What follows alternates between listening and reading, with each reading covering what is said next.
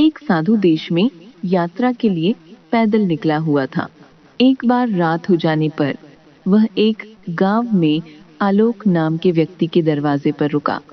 साधु ने दरवाजा खटखटाया।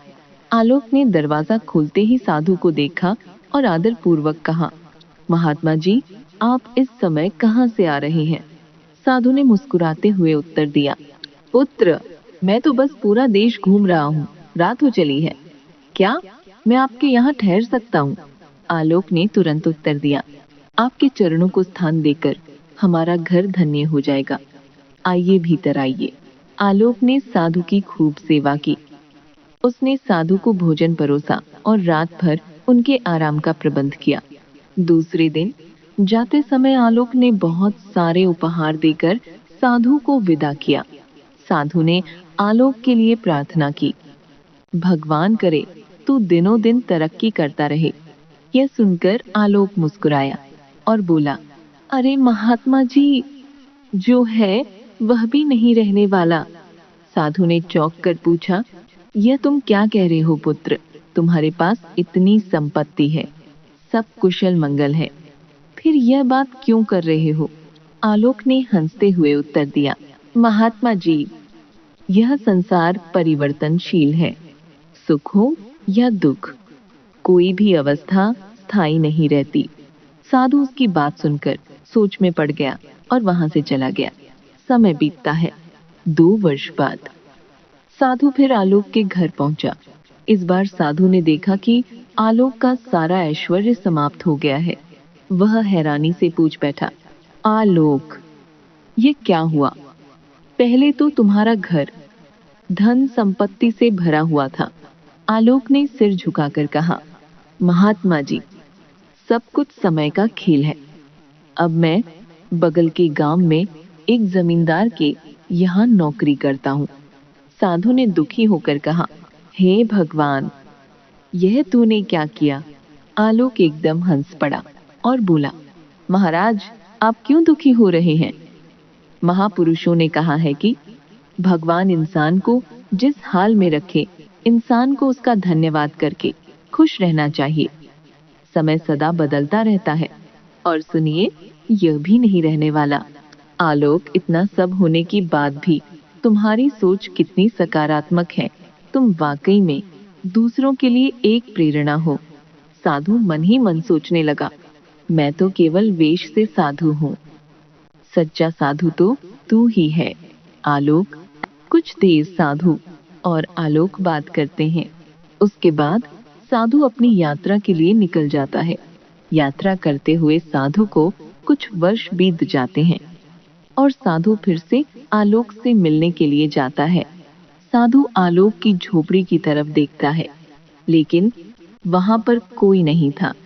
झोपड़ी को देख के ऐसा लगता है यहाँ वर्षों से कोई रहता ही नहीं है। साधु पास ही खड़े एक व्यक्ति से पूछता है, मुझे आलोक से मिलना है। वह वर्षों पहले यहीं इसी झोपड़ी में रहता था। अच्छा, तो क्या आप जमींदार आलोक साहब की बात कर रहे हैं क्या? आलोक जी तो वो रहे। साधु जब आलोक को देखता है तो वह हैरान रह जाता है। आलोक तो अब जमींदारों का जमींदार बन गया है। अरे महात्मा जी, आप कैसे हैं? बड़े वर्षों बाद आपसे मिलने का सौभाग्य प्राप्त हुआ। आलोक, मैं ठीक हूँ। मुझे यह बताओ कि यह सब कैसे संभव हुआ? आलोक ने सरलता से उत्तर दिया, महात्मा जी, जिस जमींदार के यहाँ मैं नौकरी करता था, वह निसंतान था। जाते समय वह अपनी सारी जायदाद मेरे नाम कर गया। यह सब भगवान की मर्जी है। साधु ने आलोक से कहा, अच्छा हुआ वह जमाना गुजर गया। भगवान करे अब तू ऐसा ही बना रहे। यह सुनकर आलोक फिर हंस पड़ा और कहने लगा, महाराज, अभी भी आपकी नादानी बनी हुई है। साधु ने पूछा, क्या यह भी नहीं रहने वाला? आलोक ने उत्तर दिया, हाँ, या तो ये चला जाएगा या फिर इसको अपना मानने वाला ही चला जाएगा। कुछ भी रहने वाला नहीं है। अगर स्थायी कुछ है तो वह है परमात्मा, और उस परमात्मा का अंश आत्मा। आलोक की बात को साधु ने ध्यान से सुना और वहां से चला गया। साधु कई साल बाद फिर लौटता है तो देखता है कि आलोक का महल तो है, लेकिन उसमें कबूतर गुटरगू कर रहे हैं। साधु ने किसी से पूछा, यह आलोक कहाँ है? किसी ग्रामीण ने उत्तर दिया, महाराज, आलोक का देहांत हो गया। उसकी बेटियां अपने अपने घर चली गई और बूढ़ी पत्नी कोने में अकेली रहती है। वहीं पास में दो लोग एक खेत के बंटवारे के लिए झगड़ा कर रहे थे। साधु ने उन्हें देखा। साधु ने दुखी होकर कहा, अरे इंसान, तू किस बात का अभिमान करता है? क्यों इतराता है? यहाँ कुछ भी टिकने वाला नहीं है। दुख या सुख कुछ भी सदा नहीं रहता। तू सोचता है पड़ोसी मुसीबत में है और मैं मौज में हूँ, लेकिन सुन, ना मौज रहेगी और ना ही मुसीबत। सदा तो उसको जानने वाला ही रहेगा। सच्चे इंसान वे हैं जो हर हाल में खुश रहते हैं। धन्य है आलोक तेरा सत्संग, और धन्य है तुम्हारे सतगुरु। मैं तो झूठा साधु हूँ, असली फकीरी तो तेरी जिंदगी है। अब मैं तेरी तस्वीर देखना चाहता हूँ। कुछ फूल चढ़ाकर प्रार्थना तो कर लूं।